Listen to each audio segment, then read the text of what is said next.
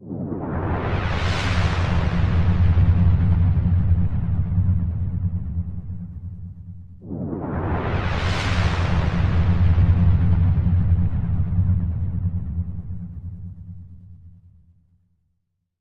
peut mélanger préservation du patrimoine et densification.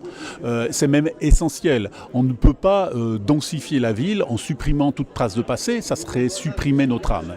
Le lien entre la densification et la préservation du patrimoine est tout à fait possible, mais on ne doit pas nier qu'il y a une tension qui existe, puisque souvent la densification, ça signifie d'avoir la volonté de remplacer des bâtiments protégés par des bâtiments peut-être plus grands, des immeubles plus grands, et qu'on doit toujours trouver un petit peu un compromis.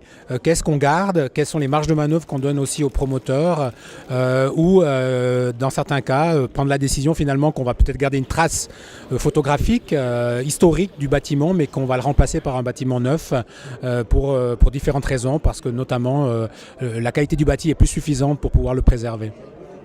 La densification n'est pas du tout en contradiction avec le patrimoine, avec le bâti, l'existant.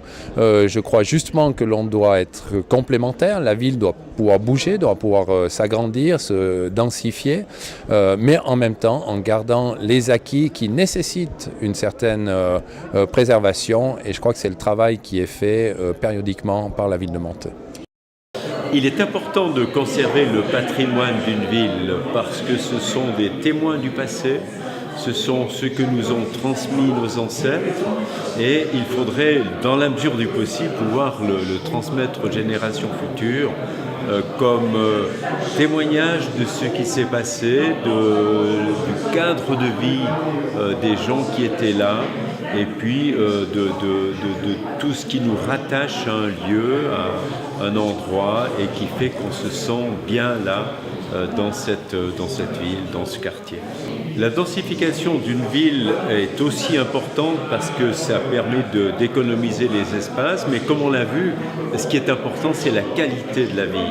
Donc il faut arriver à trouver un équilibre entre la conservation du patrimoine, le bien-être des gens, les espaces verts, les éléments de vie commune, de manière à ce qu'on ait à la fois les services, les qualités d'une vie, et puis l'impression d'être bien là où on est. En tant que présidente de Patrimoine Suisse section Valais-Romand, nous sommes souvent, notre comité et moi-même, confrontés à la sauvegarde du patrimoine. Et il était important d'ouvrir le dialogue avec les auteurs concernés, à savoir un président de ville, un architecte, une personne qui est directement en lien avec la politique, pour justement savoir dans quelle mesure nous pouvons être utiles et ouvrir une collaboration, voire une discussion, un dialogue pour justement arriver à des solutions qui satisfassent les parties concernées. Alors d'abord, je félicite Patrimoine Suisse d'avoir organisé cette manifestation ici à Monthey. Je crois que c'est un dossier extrêmement intéressant. Pourquoi ? Parce qu'on voit très bien qu'il y a une densification des centres-villes. De plus en plus de personnes âgées viennent, notamment ici à Monthey, mais également de jeunes qui souhaitent plus vivre au centre-ville. Le rêve de la villa existe toujours, mais elle est beaucoup moins présente. Et donc, on doit être attentif. Donc, c'est réellement un sujet important d'actualité et cette séance de ce matin a, j'espère, été extrêmement intéressante pour les intervenants mais également pour les participants. Les communes peuvent prendre conscience de cela, de la valeur de leur patrimoine en travaillant soit avec des associations comme Patrimoine Suisse, soit en travaillant avec des universités, des HES qui analyseront l'ensemble de leur bâti et trouveront les valeurs et l'unité de cet ensemble et les manières de le mettre en valeur. On a peut-être un problème aujourd'hui avec peut-être certaines communes qui ne sont pas conscients de leur patrimoine. Il faut bien imaginer que beaucoup de communes valaisannes n'ont pas un patrimoine digne des grandes villes de Toscane, mais elles ont un patrimoine. Et c'est important, même un patrimoine pauvre, même le patrimoine rural est important. Il ne faut pas le dénigrer et il ne faut pas penser qu'en se débarrassant, on créerait un village plus harmonieux. Et il est important de prendre conscience même des objets de petite valeur. Alors les actions possibles pour une municipalité la plus simple pour préserver le patrimoine, c'est évidemment d'acquérir le patrimoine de valeur. Évidemment, une commune ne peut pas systématiquement acheter les bâtiments qui nécessiteraient un maintien sur notre territoire.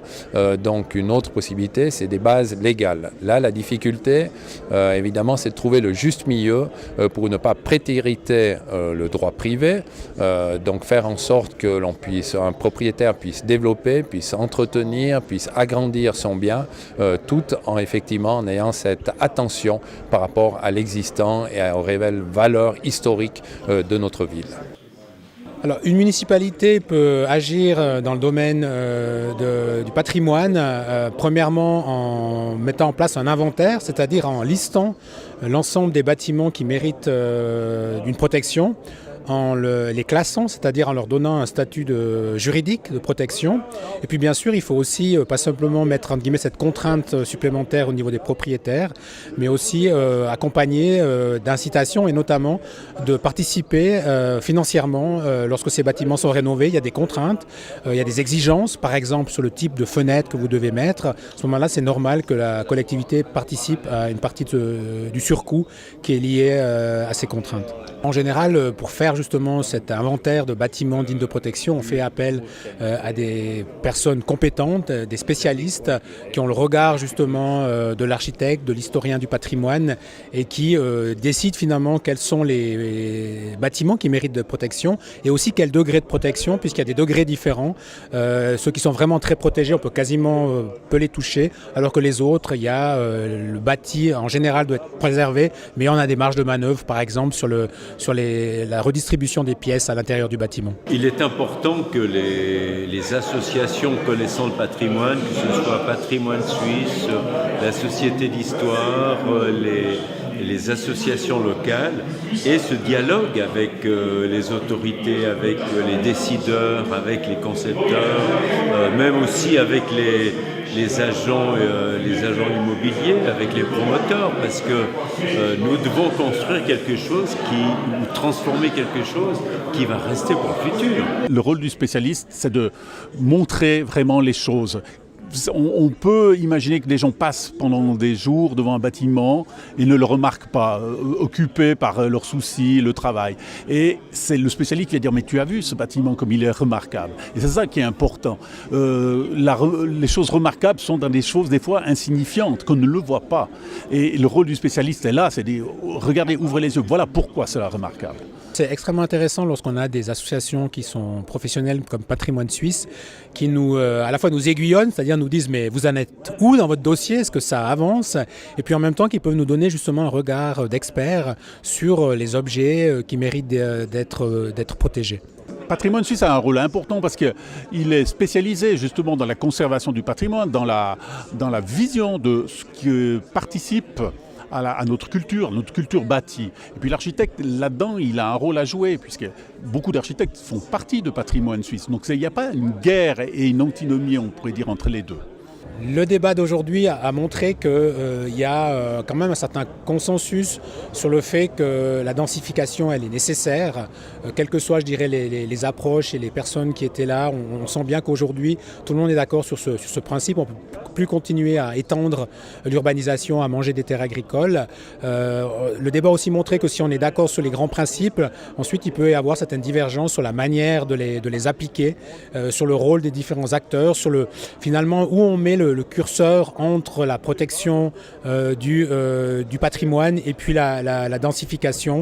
Un enjeu aussi important qui est sorti du débat, c'est de ne pas travailler que sur du quantitatif, mais vraiment de mettre au centre la qualité, ce qui est évidemment tout de suite plus compliqué, puisque là on est aussi dans des aspects plus subjectifs, mais on a aussi vu dans le débat qu'il y a des organes spécialisés, il y a des outils qui existent, et toutes les communes doivent aller regarder ce qui se fait ailleurs et s'informer auprès de ces experts spécialisés justement pour s'inspirer des bonnes pratiques. L'importance de ce débat, c'est justement de montrer aussi à la population que les politiques s'intéressent à cette problématique, qu'il y a aussi un monde professionnel qui prend en compte ces paramètres, un monde professionnel qui va devoir répondre aussi à ces questions qui sont importantes.